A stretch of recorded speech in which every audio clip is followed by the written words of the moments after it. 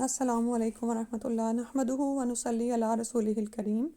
اما بعد فاعوذ باللہ من الشیطان الرجیم بسم اللہ الرحمن الرحیم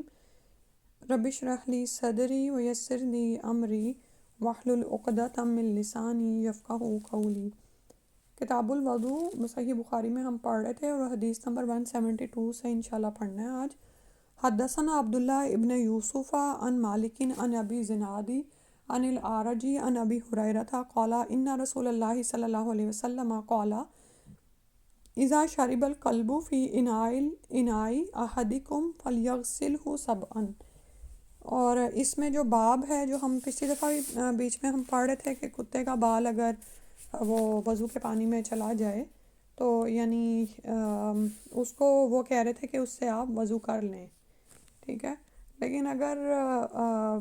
لیکن دونوں رائے پائی جاتی ہیں کہ اگر اس میں اگر کوئی خیال ہو تو پھر یہ ہے کہ اس کو آپ احتیاط کر لیں، یعنی ذہن میں ایسے کوئی شک وغیرہ آئے۔ تو آج اسی کے بارے میں وہ امام بخاری حدیث لائے ہیں، اور اس کا باب یہ ہے کہ جب کتا برتن میں پی لے تو کیا کرنا چاہیے۔ ترجمہ پڑھتے ہیں۔ ہم سے عبداللہ بن یوسف نے بیان کیا، انہیں امام مالک نے ابو زناد سے خبر دی، وہ اعرج سے، وہ ابو ہریرہ رضی اللہ عنہ سے روایت کرتے ہیں کہ رسول اللہ صلی اللہ علیہ وآلہ وسلم نے فرمایا کہ جب کتا تم میں سے کسی کے برتن میں سے کچھ پی لے تو اس کو 7 مرتبہ دھو لو تو پاک ہو جائے گا، یعنی 7 دفعہ پانی بہا لو اور آخر میں جو ہے اس میں یعنی جیسے ہمارے پاس تو اب وہ ڈٹرجنٹ وغیرہ ہوتے ہیں تو اس سے آپ اس کو اچھی طرح سے صاف کر لیں تو وہ پاک ہو جائے گا۔ اس کے بعد اگلی حدیث دیکھتے ہیں، حدیث نمبر 173۔ حدثنا اسحاق اخبرنا عبد الصمد حدثنا عبد الرحمن ابن عبد اللہ ابن دینار سمعت ابی صالح عن ابی ہریرہ عن النبی صلی اللہ علیہ وسلم ان رجلا رأى كلبا یأکل الثرى من العطش فأخذ الرجل خفه فجعل یغرف له به حتى ارواه فشکر اللہ له فادخلہ الجنہ۔ ترجمہ ہے حدیث کا۔ ہم سے اسحاق نے بیان کیا، کہا ہم کو ابو سمد نے خبر دی، ہم کو عبد الرحمن بن عبداللہ ابن دینار نے بیان کیا، انہوں نے اپنے باپ سے سنا، وہ ابو صالح سے، وہ ابو ہریرہ سے، وہ رسول اللہ صلی اللہ علیہ وآلہ وسلم سے نقل کرتے ہیں کہ آپ صلی اللہ علیہ وآلہ وسلم نے فرمایا کہ ایک شخص نے کتے کو دیکھا جو پیاس کی وجہ سے گیلی مٹی کھا رہا تھا، یعنی بہت زیادہ پیاسا تھا تو مٹی کو ہی چاٹ رہا تھا، تو اس شخص نے اپنا موزہ لیا اور اس سے پانی بھر کر پلانے لگا حتیٰ کہ اس کو خوب سیراب کر دیا۔ اللہ نے اس شخص کے اس کام کی قدر کی اور اسے جنت میں داخل کر دیا۔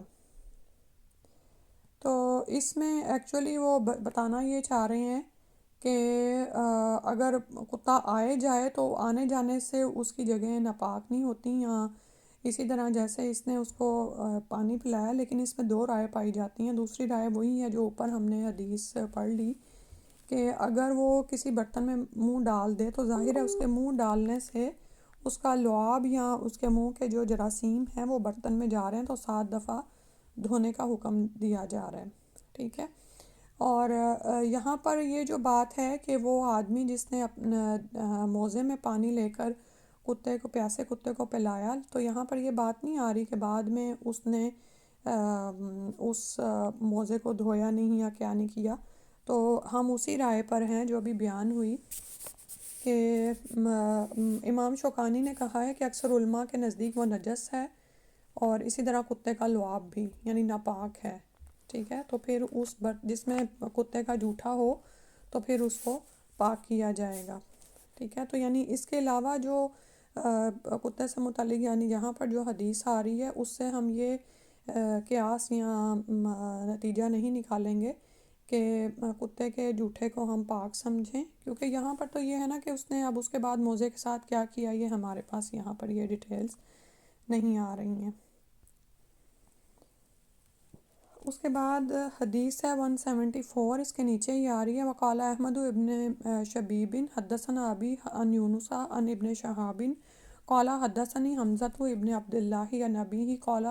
کانت الکلاب تبول وتقبل وتدبر فی المسجد فی زمان رسول اللہ صلی اللہ علیہ وسلم فلم یکونوا یرشون شیئا من ذلک۔ اور اس کا ترجمہ کیا ہے کہ احمد بن شبیب نے کہا کہ ہم سے میرے والد نے یونس کے واسطے سے بیان کیا۔ وہ ابن شہاب سے نقل کرتے ہیں، انہوں نے کہا مجھ سے حمزہ بن عبداللہ نے اپنے باپ یعنی عبداللہ بن عمر رضی اللہ عنہ کے واسطے سے بیان کیا۔ وہ کہتے ہیں کہ رسول اللہ صلی اللہ علیہ وسلم کے زمانے میں کتے مسجد میں آتے جاتے تھے، لیکن لوگ ان جگہوں پر پانی نہیں چھڑکتے تھے۔ ٹھیک ہے، تو یہاں پر یہ ہے کہ اگر وہ گزر جائیں اور خشک رہے راستہ تو پھر اس پہ کچھ بھی ایسا وہ اس جگہ کو کرنے کی ضرورت نہیں ہے۔ اور دوسرا یہ ہے کہ آپ یہ دیکھیں کہ جب یہ بیان کیا جا رہا ہے اس وقت مٹی جو ہے نا اس سے تیمم کیا جا سکتا ہے اور مٹی پاک ہو جاتی ہے، تو اگر اس زمانے میں تو ظاہر ہے نیچے مٹی ہی ہوتی تھی، تو اگر کتے کا تھوڑا لعاب وغیرہ لگتا بھی تھا یا جو بھی، تو اس کے بعد وہ وہاں سے مٹی ڈرائی ہو جاتی تھی، تو پھر آپ اس سے تیمم یا جو بھی وہ کر سکتے ہیں۔ ٹھیک ہے، لیکن فی زمانہ یہی ہے کہ اگر تو وہ سوکھا ہے، اس کے کچھ بھی نہیں لگا ہوا، تو پھر تو ٹھیک ہے، لیکن اگر کچھ ایسی اس سے نجاست نکلتی ہے اور وہ فرش پر باقی رہتی ہے تو پھر اس کو صاف کرنا ضروری ہے۔ اس کے بعد اسی کے بارے میں جو ابھی ہم نے پڑھی ہے نا وہی دوبارہ بیان کریں۔ وقال احمد ابن شبیب حدثنا ابی ان یونس عن ابن شہاب قال حدثنی حمزۃ ابن عبد اللہ عن ابیہ قال كانت الكلاب تبول وتقبل وتدبر في المسجد في زمان رسول اللہ صلی اللہ علیہ وسلم فلم يكونوا يرشون شيئا من ذلك۔ اور احمد بن شبیب نے کہا کہ ہم سے میرے والد نے یونس کے واسطے سے بیان کیا، وہ ابن شہاب سے نقل کرتے ہیں، انہوں نے کہا مجھ سے حمزہ بن عبداللہ نے اپنے باپ یعنی عبداللہ بن عمر رضی اللہ عنہ کے واسطے سے بیان کیا۔ وہ کہتے ہیں کہ رسول اللہ صلی اللہ علیہ وسلم کے زمانے میں کتے مسجد میں آتے جاتے تھے، لیکن لوگ ان جگہوں پر پانی نہیں چھڑکتے تھے۔ اور اس کی وہی بات جو میں نے آپ کو سمجھائی ہے، وہی جیسے ابھی پہلی حدیث پہ ذکر کی، تو وہی بات ہے۔ ٹھیک ہے کہ یعنی یہ ایک ہے کہ جیسے آپ کو بتایا کہ اکثر علماء کے نزدیک کتا جو ہے وہ نجس ہے اور اس کا جوٹھا جو ہے وہ بھی ناپاک ہے، جیسے ہم نے اس حدیث میں پڑھا کہ 7 دفعہ برتن کو دھونے کا حکم ہے۔ تو پھر عمدہ شکل یہی ہے کہ اگر کسی جگہ پر ایسا کوئی لعاب کتے کا نظر آ جائے، کیونکہ جس پانی سے وہ پانی پی جائے اس کو دھونے کا حکم ہے نا اس برتن کو، تو پھر ہم کیا کریں گے کہ پھر اگر کسی مٹی والی جگہ پر یا ایسی جگہ پر کچھ ایسا لگ بھی گیا ہے تو وہاں پر پانی کو بہا دیا جائے، تو پھر اس سے تیمم درست ہو جائے گا۔ حدیث نمبر 175 ہے حدثنا حفص ابن عمر قال حدثنا شعبۃ عن ابن ابی الصفری عن الشعبی عن عدی ابن حاتم قال سألت النبی صلی اللہ علیہ وسلم فقال اذا ارسلت کلبک المعلم فقتل فقل واذا اکل فلا تأکل فانما امسکہ علی نفسہ۔ اور اس میں اب ساتھ بلکہ 3 لائنیں رہ گئیں، ترجمہ پھر دیکھتے ہیں۔ قلت ارسلوا کلبی فاجدوا معه کلبا آخر قال فلا تأکل فانما سمیت علی کلبک ولم تسمی علی کلب آخر۔ اور اس میں باب وہی ہے کہ جب کتا برتن میں پی لے تو پھر آپ کو کیا کرنا چاہیے، یعنی اس کے اوپر کیا حکم ہے۔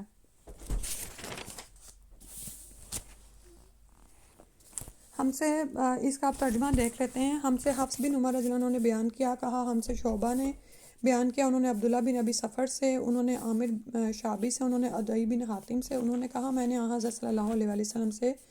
کتے کے شکار کو پوچھا۔ قال سألت النبی صلی اللہ علیہ وسلم، یعنی میں نے پوچھا آپ سے کتے کے شکار کے متعلق، کیونکہ آگے جواب اسی کے بارے میں آ رہا ہے تو یہ بریکٹ میں لکھا ہوا ہے، ٹھیک ہے۔ فقالا، تو رسول اللہ صلی اللہ علیہ وسلم نے فرمایا اذا ارسلتا کلبک، جب تو اپنے کتے کو چھوڑے، کلب کتے کو کہتے ہیں، کہا تیرے، المعلمہ سکھائے ہوئے کتے کو۔ سکھایا ہوا کتا کون سا ہوتا ہے؟ جو کہ جس کو باقاعدہ ٹریننگ دے کر، تربیت دے کر، یعنی سدھا کر شکار پر چھوڑا جاتا ہے۔ فقتل، تو وہ پھر اس کے بعد قتل کر دے، یعنی شکار کو مار لے، فکل، تو کھا لو، وائزا اکلا، اور جب وہ خود کھا لے، یعنی اس نے جانور کو پکڑا اور وہ اس میں سے کھا لے، فلا تأکل، تو پھر اس کو نہ کھاؤ، ٹھیک ہے۔ فإنما امسکہ علی نفسہ، کیونکہ اس نے وہ جانور اپنے لیے پکڑا ہے۔ قلت، میں نے کہا ارسلوا کلبی فاجدوا معہ کلبا آخر، کہ کبھی کبھار ایسا بھی ہوتا ہے کہ میں اپنا کتا شکار پر چھوڑتا ہوں تو وہاں پر دوسرا کتا بھی پاتا ہوں، یعنی ہوتا ہے نا کہ ایک شکار پر آپ نے کتا بھیجا، کہیں اور سے دوسرا بھی آ گیا، تو اس کے بارے میں کیا حکم ہے؟ صحابی نے پوچھا، قالا، تو رسول اللہ صلی اللہ علیہ وسلم نے فرمایا، فلا تاکل، تو نہ کھاؤ، فانما سمیت علی قلبک، کیونکہ بے شک تو نے نام لیا تھا، یعنی تو نے بسم اللہ پڑھ کر اپنا سدھایا ہوا کتا چھوڑا تھا، علی قلبک، اپنے کتے پر، ولم تسمی علی قلب آخر، لیکن جو دوسرا شخص ہے اس نے تو اپنے کتے پر بسم اللہ نہیں پڑھی، ٹھیک ہے۔ تو اس حدیث سے امام بخاری نے کتے کے بارے میں یعنی یہ دلیل لی ہے کہ جب آپ کسی شکار پر اپنا کتا بھیجتے ہیں تو وہ ظاہر ہے جب اس کو مارتا ہے تو اس کو منہ سے پکڑ کر لاتا ہے، ٹھیک ہے۔ تو وہ یہاں سے بتانا یہ چاہ رہے ہیں کہ یعنی یہ کہ اس کا جھوٹ یعنی کہ تھوک وغیرہ جہاں پہ لگ جاتا ہے تو وہ ٹھیک ہے، لیکن اصل میں جو اس پیچھے جو ہم حدیث پڑھ رہے ہیں نا کہ جب جھوٹا ڈال دے اس میں برتن میں تو ہم اسی پر ہی رہیں گے، اسی رائے پر، تو پھر کیا کریں؟ آپ اس برتن کو 7 دفعہ دھوئیں گے، ٹھیک ہے۔ تو یہاں پر بھی شکار کی بات ہو رہی ہے، تو جب وہ شکار کر کے واپس لائے تو ظاہر ہے یہاں پر یہ نہیں بتایا جا رہا کہ آپ اس جگہ کو صاف نہیں کریں گے، وہ تو ظاہر ہے جب آپ اس کا گوشت بنائیں گے اور اس کو سارا کچھ کریں گے تو دھوئیں گے بھی اور پھر اس کے بعد کھائیں گے، ٹھیک ہے۔ تو یہاں پر یہ بات ہے کہ چونکہ یہ حدیث آ رہی ہے اس بارے میں، کیونکہ اوپر آ رہا ہے کہ اس نے پوچھا ہے، صحابی نے رسول اللہ صلی اللہ علیہ وسلم سے کہ جب میں اپنا سکھایا ہوا کتا بھیجوں اور وہ وہاں پر جا کر شکار کر لے تو یعنی مجھے کیا حکم ہے؟ تو نبی صلی اللہ علیہ وسلم نے اس کو فرمایا کہ فکل، تو کھا لے، لیکن اگر کتا اس شکار میں سے کچھ خود کھا لے تو پھر تم نہ کھاؤ، کیونکہ اس نے وہ اپنے لیے پکڑ لیا ہے، ٹھیک ہے۔ تو اب وہ بسم اللہ پڑھ کے تمہارے لیے وہ حلال نہیں رہا، تو وہ تو ایک یعنی کہ جیسے ہوتا ہے نا کہ اس نے اپنے لیے شکار کر لیا تو وہ تمہارے لیے حلال نہیں ہے، کیونکہ حلال جیسے گھر میں ہم جانور لاتے ہیں نا جو پیٹس ہوتے ہیں یا جو یعنی سوری جو مویشی جانور ہیں جن کو قربان کیا جاتا ہے، صحیح ہے، ان کے لیے بھی کیا ہے کہ ہم باقاعدہ بسم اللہ اللہ اکبر کہہ کر ان کو ذبح کرتے ہیں۔ تو جو شکاری جانور ہیں ان کو یا تو ہم خود شکار کرتے ہیں بسم اللہ کہہ کر، یا پھر اگر کتے کے ذریعے سے شکار کرنے کی اجازت ہے تو کتے کو باقاعدہ ٹریننگ دی جاتی ہے اور بسم اللہ اللہ اکبر کہہ کر کتے کو شکار پر چھوڑا جاتا ہے۔ یہ ایک مکمل پروسیجر ہوتا ہے کہ آپ اس شکار کو اپنے لیے حلال کر رہے ہیں، ٹھیک ہے۔ اور وہ جو جانور جس کو آپ شکار کرتے ہیں وہ بھی حلال شکاری جانور ہونا چاہیے، یعنی یہ نہیں کہ شیر، چیتا ان سب کو کھانے کی اجازت دی گئی، وہ ایک الگ ڈیٹیل ہے۔ تو یہاں پر یہی فرمایا جا رہا ہے کہ اگر پورا ایک پروسیجر پورا ہوگا تو پھر وہ جانور شکار کردہ جانور آپ کے لیے حلال ہوگا، لیکن اگر کتا اس میں سے خود کھا لیتا ہے تو اس کا مطلب ہے کہ اس نے اس کو اپنے لیے شکار کیا تھا، تو پھر اس میں سے نہ کھاؤ۔ اسی طرح اگر آپ اپنے کتے کے ساتھ کسی دوسرے کا کتا دیکھیں تو آف کورس کہ آپ کو نہیں پتا کہ دوسرے شخص نے بھی بسم اللہ پڑھ کر وہ کتا چھوڑا تھا یا نہیں، یا اس کی کیا نیت تھی، اور یہاں یہ کہ وہ کتا ویسے ہی وہاں پر آ گیا تو پھر آپ وہ بھی نہیں کھائیں گے، ٹھیک ہے۔ تو یہاں پر بات دراصل حدیث تو وہ اس لیے یہاں پر بیچ میں آ گئی کہ کتے کے بارے میں بات ہو رہی تھی، لیکن جو حدیث پیچھے گزری ہے نا وہی ہم سامنے رکھیں گے، اور اس حدیث پر قیاس کرتے ہوئے یہ نہیں سوچیں گے کہ کتے کا لعاب جو ان سے وہ پاک ہو گیا ہے۔ آپ کے اگلی حدیث دیکھتے ہیں، حدیث نمبر 176، حدثنا آدم ابن ابی یاسین قال حدثنا ابن ابی ذئب حدثنا سعید المقبری عن ابی ہریرہ قال قال النبی صلی اللہ علیہ وسلم لا يزال العبد في صلاة ما كان في المسجد ينتظر الصلاة ما لم يحدث فقال رجل اعجمی ما الحدث یا ابا ہریرہ قال الصوت یعنی الدرطة۔ اور اس میں جو باب ہے وہ یہ ہے اس بارے میں کہ بعض لوگوں کے نزدیک صرف پیشاب اور پاخانے کی راہ سے کچھ نکلنے سے وضو ٹوٹتا ہے، ٹھیک ہے، صحیح حدیث ہے۔ یعنی کہ پیچھے اب یاد کر لینا کہ ہم کتاب الوضو پڑھ رہے ہیں، تو وضو کے ٹوٹنے کے بارے میں بھی اب احادیث آ رہی ہیں۔ ترجمہ دیکھتے ہیں۔ ہم سے آدم بن ابی ایاس نے بیان کیا، انہوں نے کہا ہم سے ابن ابی ذئب نے بیان کیا، انہوں نے کہا ہم سے سعید المقبری نے بیان کیا، وہ ابو ہریرہ رضی اللہ عنہ سے روایت کرتے ہیں، وہ کہتے ہیں قال النبی صلی اللہ علیہ وسلم کہ نبی صلی اللہ علیہ وسلم نے فرمایا لا یزال العبد فی صلاۃ کہ بندہ اس وقت تک نماز ہی کی حالت میں رہتا ہے، ما کان فی المسجد جب تک کہ وہ مسجد میں ہوتا ہے، ینتظر الصلاۃ نماز کا انتظار کرتا رہتا ہے۔ سبحان اللہ، یعنی دیکھیں نماز میں آپ اجر و ثواب پا رہے ہوتے ہیں نا، تو اگر آپ وہاں پر پہلے چلے گئے ہیں اور نماز کے انتظار میں وہاں بیٹھ گئے ہیں تو وہ بھی دراصل عبد جون سا ہے صلات کی ہی حالت میں ہے، جو بندہ ہے وہ نمازی کی حالت میں، یعنی یہ کہ وہ نماز کا انتظار کر رہا ہے اور وہ اجر و ثواب اور اللہ کی رحمتیں حاصل کر رہا ہے۔ معلم یحدث یہاں تک کہ اس کا وہ حدث نہ کرے، یعنی اس کا وضو نہ ٹوٹ جائے۔ فقال رجل اعجمی، تو ایک جو عربی آدمی نہیں تھا اس نے پوچھا، عجمی تھا وہ، کہ مل حدث یا ابا ہریرہ تھا کہ ابو ہریرہ حدث کیا چیز ہے؟ قال الصوت یعنی ہوا ہے، یعنی الدرتتا وہ جو پیچھے سے خارج ہو، ٹھیک ہے، گوز مارنے کو کہتے ہیں نا الحدث۔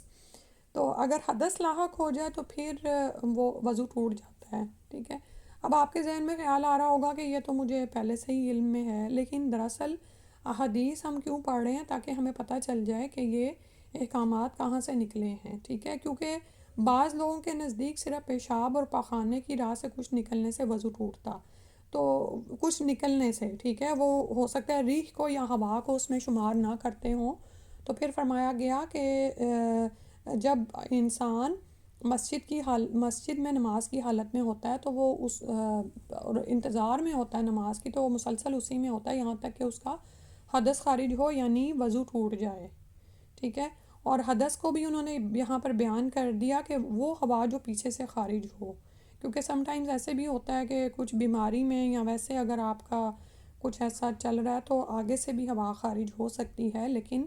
وضو جو ہے وہ انہوں نے بتایا کہ یعنی کہ گوز مارنے سے ٹوٹے گا، یعنی پیچھے سے خارج ہوگی۔ پھر اگلی حدیث دیکھتے ہیں، حدیث نمبر 177۔ حدثنا ابو الولید قال حدثنا ابن عیینۃ عن زہری عن عباد ابن تمیم عن امیہ عن النبی صلی اللہ علیہ وسلم قال لا ينصرف حتى يسمع صوتا او یجد ریحا۔ اس بارے میں کہ بعض لوگوں کے نزدیک صرف پیشاب اور پاخانے کی راہ سے کچھ نکلنے سے وضو ٹوٹتا ہے، تو پھر یہاں پر ایک اور حدیث وہ لائے ہیں، ہم سے ابو الولید نے بیان کیا، کہا ہم سے ابن عیینہ نے، وہ زہری سے، وہ عباد بن تمیم سے، وہ اپنے چچا سے، وہ رسول اللہ صلی اللہ علیہ وسلم سے روایت کرتے ہیں، ان امی ہی اپنے چچا سے، چچا کو کہتے ہیں، ان نبی صلی اللہ علیہ وسلم وہ رسول اللہ صلی اللہ علیہ وسلم سے، نبی صلی اللہ علیہ وسلم سے روایت کرتے ہیں، قولا کہ آپ صلی اللہ علیہ وسلم نے فرمایا لا ینصرف نہ پھیرے، صرفہ کا مطلب ہوتا ہے پھر جانا، یعنی کہ پھرے نہ، کس سے نہ پھرے؟ نمازی نماز سے اپنا چہرہ نہ پھیرے یا نماز کی حالت سے باہر نہ آئے، حتیٰ یسمع صوتاً یہاں تک کہ آواز نہ سن لے، او یجد ریحاً یا ہوا یعنی اس کی بو نہ پا لے۔ اب کیونکہ پیچھے بات ہو رہی تھی کہ حدث سے یعنی جس کو ہوا کہتے ہیں، ریح سے، پیچھے سے نکلنے والی ریح سے وضو ٹوٹ جاتا ہے، تو اب اس کے بارے میں بتایا جا رہا ہے کہ وہ کیسی حدث ہوگی؟ وہ ہوگی کہ جب آپ آواز سنیں یا پھر یہ کہ آپ اس کی بو نہ پائیں، ٹھیک۔ اب اس میں نا یہ بھی اب یاد رکھیں کہ بعض اوقات انسان یعنی معاملہ ایسا ہوتا ہے کہ وہ یہ سوچ رہا ہوتا ہے کہ آواز تو نہیں آئی، حالانکہ اس کو پتہ ہے کہ اس کی ریح خارج ہوئی ہوتی ہے، ٹھیک ہے، لیکن چونکہ وہ نماز کی حالت میں ہوتا ہے، بعض اوقات مسجد میں ہوتا ہے، تو وہ یعنی کہ خود پہ کنٹرول کرتے ہوئے اس طرح کرتا ہے، ٹھیک ہے، لیکن اور اسی طرح یا خود کو ایسے وہ کر لیتا ہے کہ بو نہ پائے، لیکن اس کو پتہ ہے کہ وضو ٹوٹا ہے، ٹھیک ہے۔ یہ والی جو حدیث ہے نا، یہ خاص طور پر وہ لوگ جن کو نا نماز میں شک اور شبہ بڑا ہوتا ہے، وہ یہ حدیث یاد رکھیں۔ یعنی اب اس کا یہ مطلب نہیں ہے کہ آپ کو پتہ ہے کہ آپ کی ریح خارج ہوئی ہے لیکن آپ اس حدیث کو لے کے سوچیں گے نہیں ہوئی ہے، ٹھیک ہے، یہ یعنی کہ ہر ایک اپنے لحاظ سے دیکھے گا اس کو، لیکن میں جو ایک اور بات آپ کو اس حدیث سے سمجھانا چاہ رہی ہوں کہ کچھ لوگوں کا نا ایک بیماری ہوتی ہے، مثلاً تین طرح کی بیماریاں ہیں جس میں پھر ان کو وضو میں تھوڑی رخصت ملتی ہے۔ ایک تو یہ ہے کہ جیسے استحاضہ ہے، وہ خاتون نے وضو کیا، تازہ وضو کیا ہے، لیکن اس کا یعنی کہ خون نہیں رکتا ہے، حتیٰ کہ ایک صحابیہ نے پوچھا تھا نا، تو ان کو لنگوٹ کسنے کا حکم دیا گیا، جو آپ آج کل پیڈز یا انڈر ویئر یوز کرتے ہیں، تو انہوں نے فرمایا کہ یعنی صحابیہ نے بتایا کہ خون اس سے بھی زیادہ ہے، خون ایک رگ کا خون ہوتا ہے استحاضہ جو ہے نا، یعنی یہ حیض کا خون نہیں ہوتا، یہ بیماری کی وجہ سے کسی رگ سے نکلتا ہے، ٹھیک ہے، اور اس کا رنگ اور اس کا ٹائم اور یہ سارا کچھ نا وہ ڈیفرنٹ ہوتا ہے۔ تو نبی صلی اللہ علیہ وسلم نے پھر ان کو بتایا کہ تم پھر لنگوٹ کس لو، لیکن مفہوم بتا رہی ہوں اس حدیث کا، اور یہاں پھر انہوں نے کہا وہ اس سے بھی زیادہ ہے، یعنی بہتا ہے، اور پھر تو انہیں کہا گیا کہ اپنے نیچے برتن رکھ لیا جائے، ٹھیک ہے۔ تو اب وہ جو وضو انہوں نے تازہ کر لیا، اب وہ اپنی تسلی رکھیں اور اپنی نماز پوری کر لیں، کیونکہ یہ ایک بیماری ہے جن میں ان کو رخصت دی جا رہی ہے، وہ بار بار تو ظاہر ہے ہر سیکنڈ کے بعد تو وضو نہیں کر سکتی، کیونکہ خون مسلسل بہہ رہا ہے کہ وہ ان کو فرض کے ادا کرنے کا بھی وقت نہیں مل رہا، ٹھیک ہے۔ اسی طرح ایک بیماری ہوتی ہے بول کی، یعنی کہ پیشاب کے قطرے خارج ہوتے رہتے ہیں کچھ لوگوں کو، بڑھاپے میں یہ سم ٹائم بیماری ہو جاتی ہے، آپ کے اعصاب کمزور ہو جاتے ہیں، مسلز یعنی کہ کچھ ایسی وہ اندر تبدیلیاں آتی ہیں کہ آپ کو خود پہ کنٹرول نہیں رہتا، ٹھیک ہے، آپ ابھی واش روم کر کے فارغ ہوئے ہیں، آپ کو فیل ہوتا ہے کہ پھر وہی سچویشن ہے، اب اتنا بھی وقت نہیں آپ کو مل پاتا کہ آپ کا ایک نماز کا وقت ہی پورا ہو جائے، تو پھر ایسے مریض کے لیے بھی کیا حکم ہے کہ وہ ایک دفعہ طہارت حاصل کر لے اور اپنی پیڈنگ وغیرہ کر لے اور نیا وضو کر کے تو نماز اپنی پوری ادا کر لے، خواہ اس کو بیماری کی یعنی کہ نماز کی حالت میں محسوس ہو کہ پیشاب یعنی بہہ رہا ہے یا جو بھی ہو رہا ہے، ٹھیک ہے۔ اور اسی طرح بہت زیادہ جن کو لیکوریا کی تکلیف ہوتی ہے، یعنی جو بیماریاں ہیں نا ان میں یہ رخصت دی جا سکتی ہے۔ پھر اسی طرح یہ ایک اور بیماری یہ ہوتی ہے کہ وہم کی لوگوں کو ہوتی ہے بیماری، کہ انہیں لگتا ہے کہ ان کی ریح خارج ہو گئی ہے، حالانکہ نہیں ہوئی ہوتی، کچھ لوگوں کو حقیقت میں یہ بیماری ہوتی ہے کہ ان کا وضو رکتا ہی نہیں ہے، ان کو گیسٹرک اتنی ہوتی ہے، ان کے اندر آنتوں کا یا تو وہ چھوٹی آنت میں گرے اس طرح پڑی ہوئی ہوتی ہیں کہ وہ کچھ کھا لیتے ہیں تو یا کچھ بھی نہ بھی کھائیں، آپ جانتے ہیں نا کہ خالی پیٹ بھی ہوا خارج ہوتی ہے، تو کچھ لوگوں کو ایسی بیماری بھی ہوتی ہے، ٹھیک ہے، تو وہ بھی ان کے لیے بھی یہی ہے، رخصت ہے کہ وہ اپنے ایک حد تک اطمینان حاصل کر لیں اور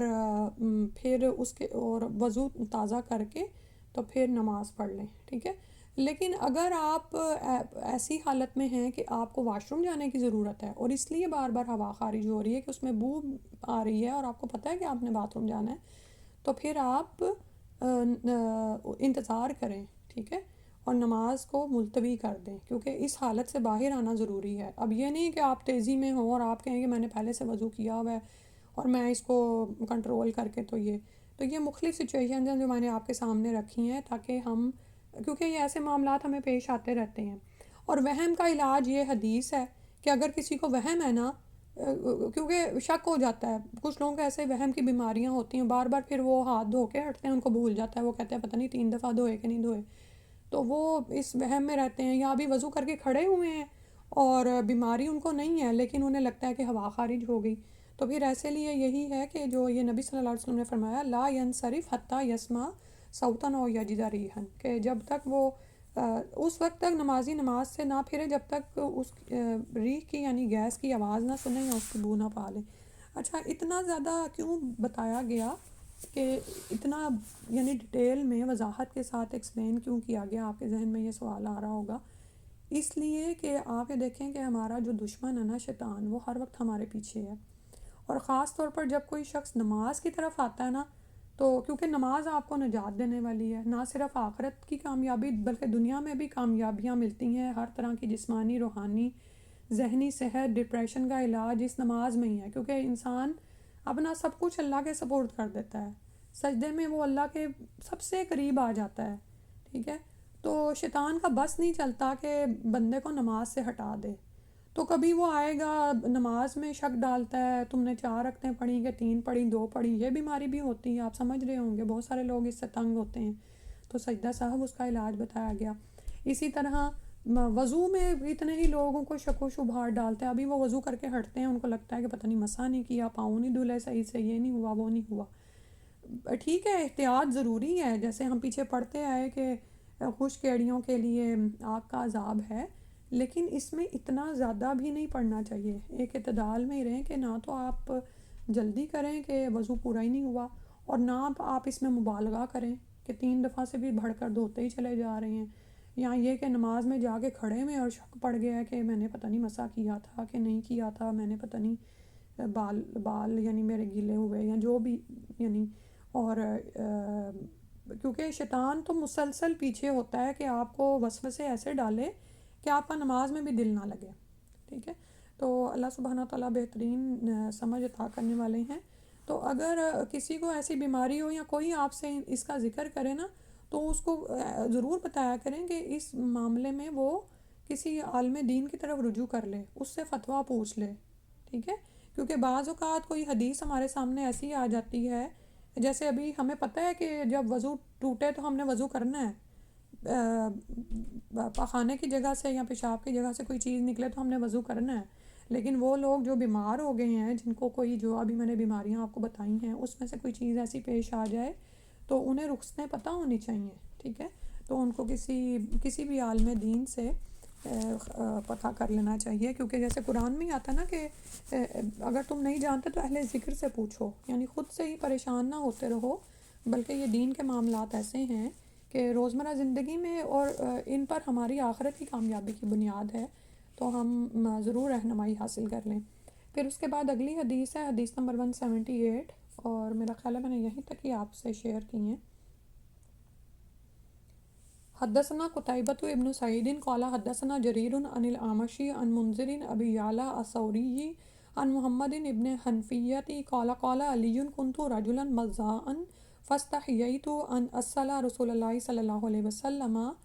اور ترجمہ ساتھ ہی دیکھ لیتے ہیں کہ ہم سے قتیبہ نے بیان کیا، کہا ہم سے جریر نے اعمش کے واسطے سے بیان کیا، وہ منذر سے، وہ ابو یعلیٰ ثوری سے، وہ محمد ابن الحنیفہ سے نقل کرتے ہیں کہ علی رضی اللہ عنہ نے فرمایا کہ میں ایسا آدمی تھا جس کو سیلان مزی کی شکایت تھی، یعنی مزی جو تھی زال پہ آپ دیکھیں شد ہے، قال علی کنت رجلا مزاء کہ بہت زیادہ مزی خارج ہوتی تھی، فاستحییت ان اسأل رسول اللہ صلی اللہ علیہ وآلہ وسلم، تو مجھے شرم آئی کہ میں رسول اللہ صلی اللہ علیہ وآلہ وسلم سے سوال کروں، یعنی اپنا فتویٰ پوچھوں، اور اس کی وجہ آپ پیچھے پڑھ رہے ہیں، یہ حدیث پیچھے بھی گزری ہے کہ رسول صلی اللہ علیہ وآلہ وسلم وہ آپ صلی اللہ علیہ وسلم کی دامادی میں تھے، یعنی آپ ان کے سسر تھے، فاطمہ رضی اللہ عنہ علی رضی اللہ عنہ کے نکاح میں تھیں،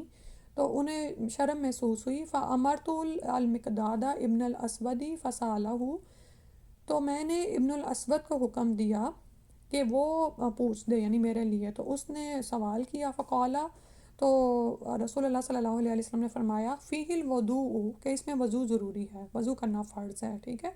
یعنی اس میں یہ نہیں ہے کہ اب آپ پہ غسل ہو جاتا ہے، کیونکہ پیچھے ہم نے فرق پڑھ لیا تھا نا اس کا، دو چیزوں کا، ایک اس میں کیا تھا مزی تھی، اور ایک اس میں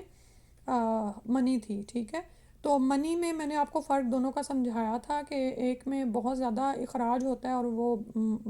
جیسے، اور ان کا دونوں کا نا ڈفرینس بھی ہوتا ہے، ایک پانی ہے اور ایک جیلی کی طرح ہے، تو وہ ہو سکتا ہے علی رضی اللہ عنہ کو اس وجہ سے بھی شک پڑا ہو کہ یہ اس طرف تو نہیں ہے منی کی طرف، لیکن یہاں پر زال پہ شد ہے تو بتایا کہ دراصل یہ مزی ہی ہے، لیکن بہت زیادہ اس کا خارج ہونا ہے، تو لیکن منی کے نکلنے کی طرح اس میں غسل نہیں ہے، نبی صلی اللہ علیہ وسلم نے فرمایا فیہ الوضوء، اس میں صرف وضو کرنا ہی ہے، ٹھیک ہے۔ وہ اسی طرح یہ چیز عورتوں پہ بھی اپلائی ہوتی ہے کہ اگر جیسے میں نے پہلے ہی ایکسپلین کر دیا ہے 3-4 بیماریاں جو ہیں، اور اس میں ایک میں نے آپ کو لیکوریا کی بھی بتائی، یا یعنی اسی طرح جو ویسے سفید مادہ خارج ہوتا ہے وہ بعض اوقات کچھ دنوں میں بھی سائنٹیفکلی بھی آپ دیکھیں تو کچھ زیادہ خارج ہوتا ہے، کچھ جو ہے وہ کچھ عورتوں کو بیماری ہی ہوتی ہے، ٹھیک ہے، تو وہ نکلتا ہی رہتا ہے، تو پھر اس میں یہ نہیں ہے کہ وہ اس کو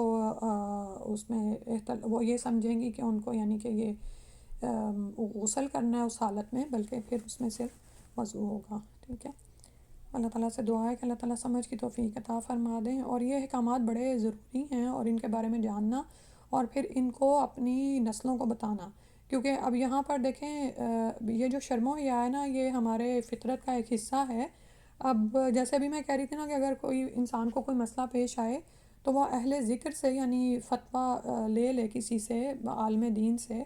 تو لیکن بعض اوقات کیا ہوتا ہے کہ کوئی ایسی بات ہوتی ہے کہ، اور آج کل کی نوجوان نسل ویسے یہ بڑی بولڈ بنتی ہے، لیکن جہاں پر دین کے احکامات کی بات آتی ہے، اور ہمارا بھی یہی حال تھا کہ ہم اندر ہی اندر رکھتے تھے، بتاتے کسی کو نہیں تھے، شرم محسوس کرتے تھے۔ لیکن یہ شرم والی بات نہیں ہے، اس میں جہاں پر آپ کو علم حاصل کرنا ہے، فتویٰ لینا ہے، وہ بہت ضروری ہے، کیونکہ اس پر ہمارے فرائض کی ادائیگی کا دار و مدار ہے۔ یعنی اگر آپ کو پتہ ہی نہیں ہے کہ آپ نے اس وقت وضو کرنا ہے تو پھر آپ کی نماز ہی نہیں ہوگی، اور اگر آپ کو پتہ ہی نہیں ہے کہ آپ نے اس وقت غسل نہیں کرنا تو پھر آپ بیزار ہوں گے کہ یہ کیا مجھے ہر دفعہ غسل ہی کر کے نماز پڑھنی پڑی، تو آپ پھر ہو سکتا ہے نماز ہی ہاتھوں سے جائے، ٹھیک ہے نا؟ تو پھر دینی احکامات کا علم حاصل کرنا یعنی انسان کا اپنا تو کام چلے، اتنا تو فرض ہی ہے آپ پر، ٹھیک ہے؟ تو اسی لیے بچوں کو بھی آپ دیکھا کریں، اگر ان کے ذہنوں میں ایسے کچھ سوالات ہیں یا وہ کسی ایسی پرابلم سے گزر رہے ہیں تو ان کی رہنمائی کریں۔ اور اسی طرح یعنی اگر آپ کو کسی کے بارے میں ایسا کچھ پتہ چلے، اگر آپ خود اس کو نہیں بتا سکتے تو آپ اسے کہیں کہ کسی بھی صاحب علم سے پوچھ لیں، ٹھیک ہے؟ اور یہاں پر ہم دیکھتے ہیں کہ شرم کی وجہ سے علی رضی اللہ عنہ نے مقداد بن اسود کو کہا کہ میرے لیے میرا مسئلہ پوچھ دیں، ٹھیک ہے؟ ایسا بھی کیا جا سکتا ہے۔ جزاک اللہ خیر، سبحانک اللہم و بحمدک، اشہد ان لا الہ الا انت، استغفرک و اتوب الیک۔ السلام علیکم ورحمۃ اللہ۔